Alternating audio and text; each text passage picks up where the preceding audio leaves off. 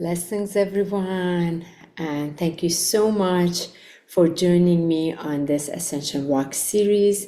This next episode, which is a really important one, I find, that is dedicated to moving through family crisis with joy.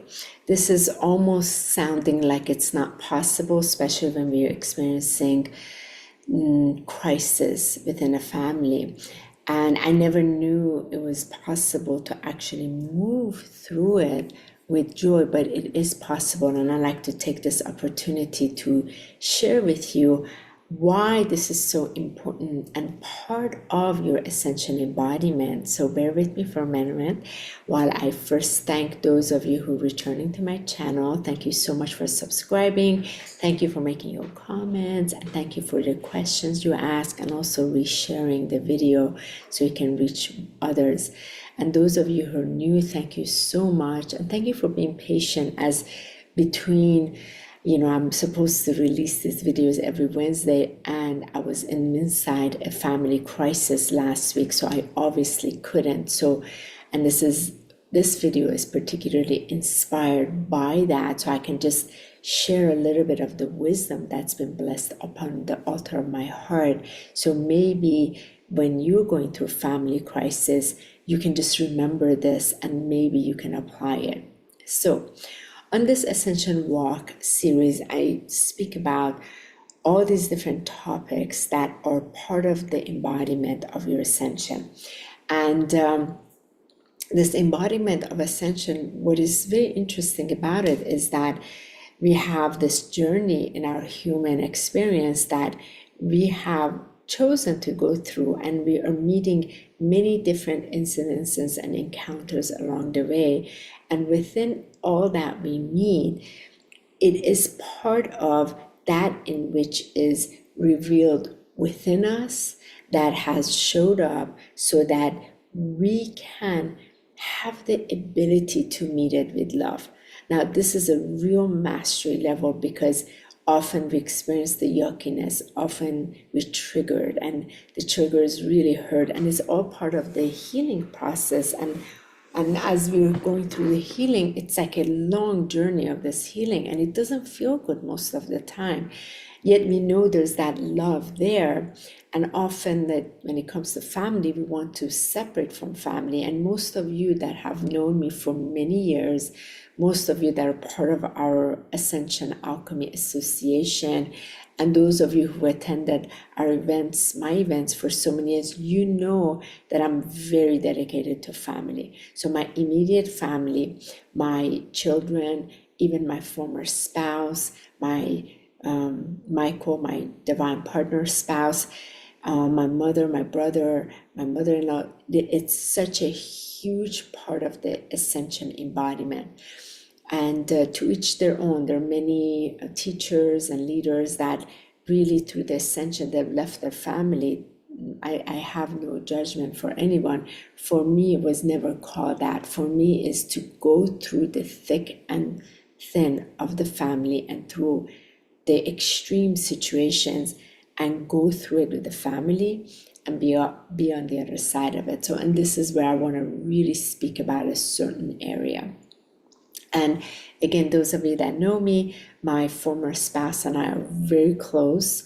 We were all just at my cousin's wedding, all of us with Michael and my children and the whole family. And this is what has been called to me to demonstrate what is possible when we put our egos aside and we really show up with love and we allow love to be embodied and walk that and be a living demonstration of what is possible. So let's go back to crisis. So when a crisis comes within a family, it's kind of interesting how many souls within that family group dynamic have chosen simultaneously to experience this encountering situations, and each of them have their own part in what is being surfaced within them, and because they're on their own journey. And it's almost like this one big magnetic force that is drawing to itself, the incident is drawing to itself all the family members, and it's gathering all of us with all these emotions and energies that have surfaced individually in us.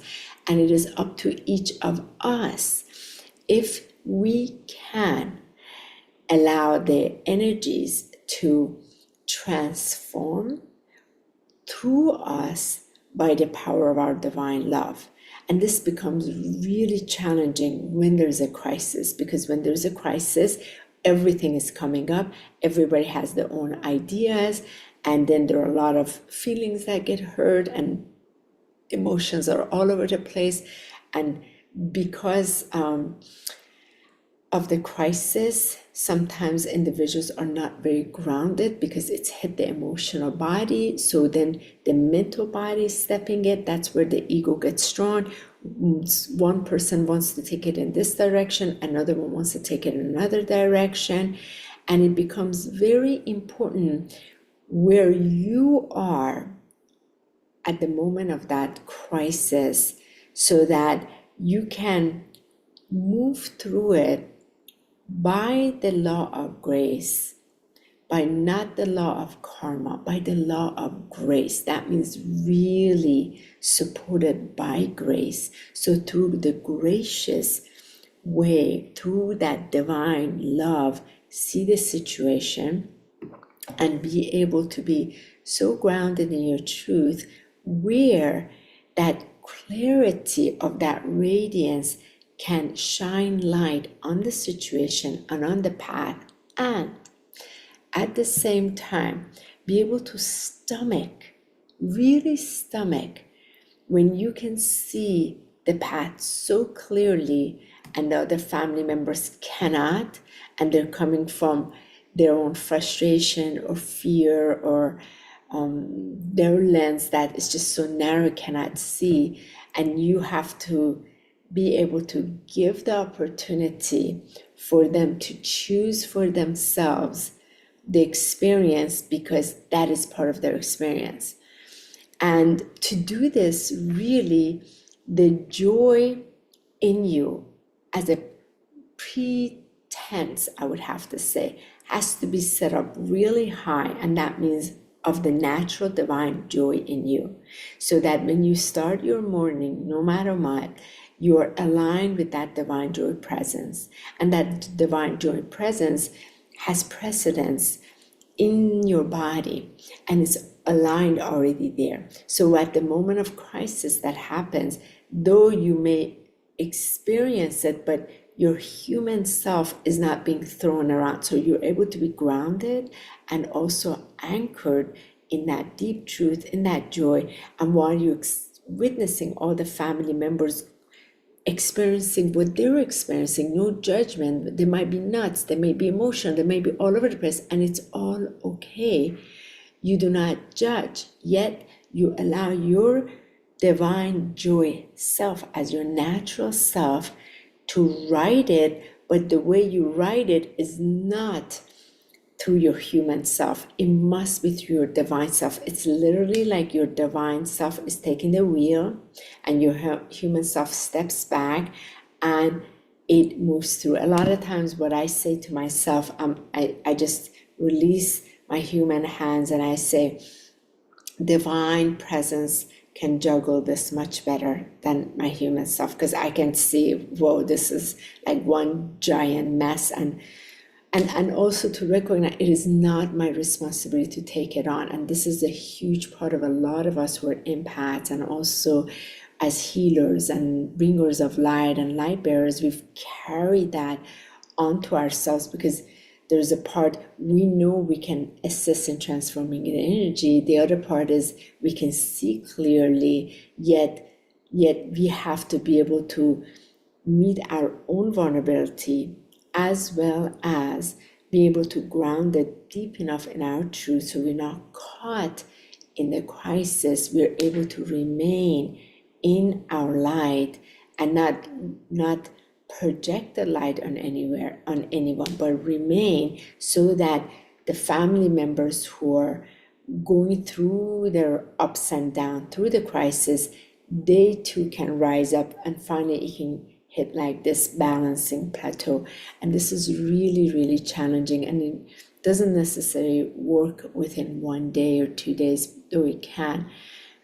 For us in this past trip, we really were dealing with it for like good 11 days, and it's not over. Yet, Michael and I were sharing that we were able to really move through it with the grace and allowing the joy to allow us to pass.